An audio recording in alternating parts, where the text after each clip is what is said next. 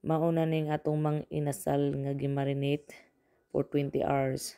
So ang lamas ani is luya, tangad ug ahos. Mao gyud pinakadabis nga ilamas kay arang kahumot. Humot ang manok ug maluto. So para mas lami kadto siya, i-marinate kadto nimo siya og dugay para jud mo sunop ang iyang lasa. So mao ni. Then nagpahit ko sa oven for 400 kay ato nilutuon for 40 to 45 minutes hantod nga maluto na gajud ang sa pinaka tunga-tunga ni siya kay lisod man gud og i-grill ni dugay maluto. So ato na lang ni siya i-oven para jud mapaspas. Mauna ni ija hitsura pagkahuman sa 40 minutes. Nato na ni siyang dalhon sa sugbahanan.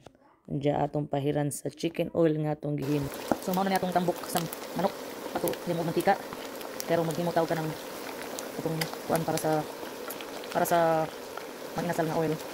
So ato nang mantika una pa. Nabutangan nato siya og anato seeds para naa kulay. So dito. Ano baon?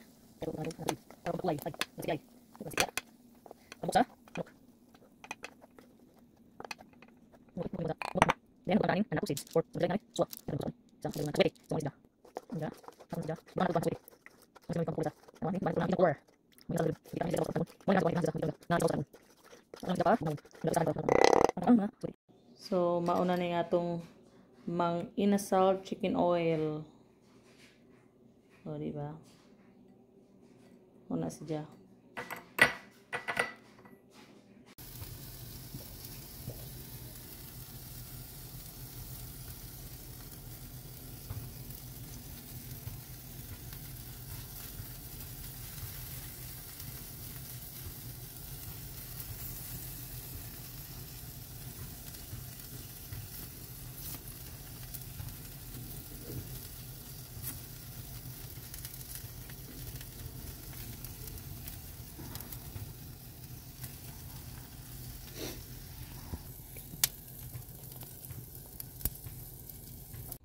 Ito na ito mang inasal chicken. Mama made it. I helped her.